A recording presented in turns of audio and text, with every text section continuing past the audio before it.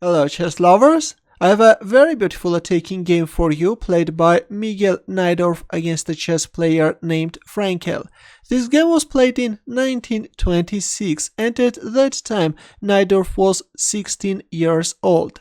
Najdorf had white pieces and he started with e4, c5 by Frenkel, Sicilian defense, knight f3, d6, d4, c takes d4, knight takes d4, knight f6, knight c3 and g6, black goes for dragon variation, bishop c4, bishop g7, white castles kingside, bishop d7 and f4.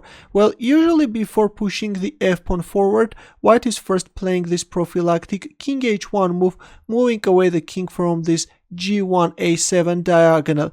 But this f4 move now allows black to play queen b6 with some dangerous threats like knight takes e4, opening up the bishop's path. But instead, after f4, black played knight c6, bishop e3, rook c8, knight takes c6, bishop takes c6, and e5, a strong move by Najdorf. The pawn on e5 can't be captured because of this f takes e5, and already there is too much pressure on this f file. That's why after e5, black played knight e4, f5. Najdorf is playing very aggressively. We see knight takes c3, b takes c3, d5 attacking the bishop and also closing the bishop's path. But instead of moving away his bishop, Najdorf played f6 counterattacking black bishop. D takes c4, not a good move by black, which allows white to gain advantage. It was better to capture first on f6 with a bishop and only then on c4.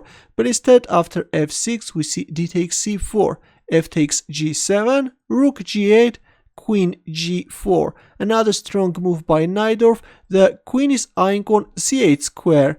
Now look, if a move like rook takes g7, then white can first play rook d1. If queen c7, still protecting the rook on c8. By the way, if a move like bishop d7, then e6 is very strong.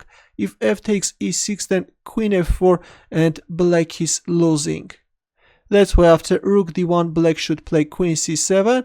Then white can first play bishop h6 and then go for this mind-blowing rook sacrifice on f7. If king takes f7, then queen takes c4 check, and soon black king can easily get checkmated. Now if king e7, then bishop g5 can be very unpleasant, or if king e8, then queen takes e6 and this white queen is starting to collect black rooks, it's over.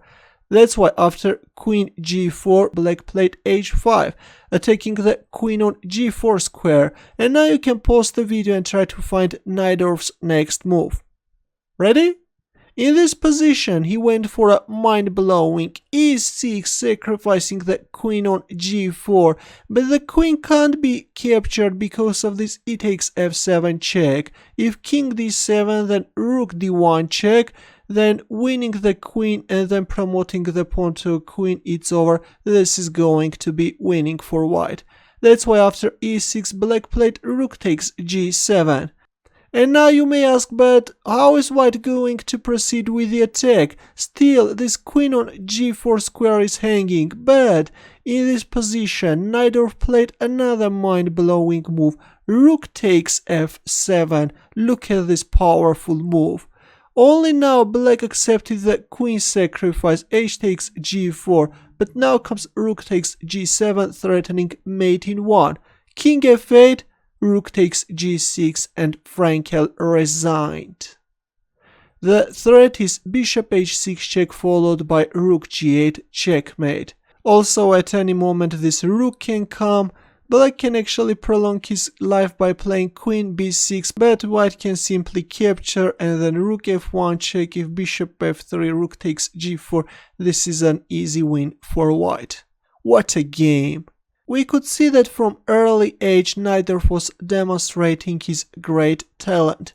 If you enjoyed this beautiful attack, don't forget to give the thumbs up or subscribe to my channel. More games are coming. Good luck.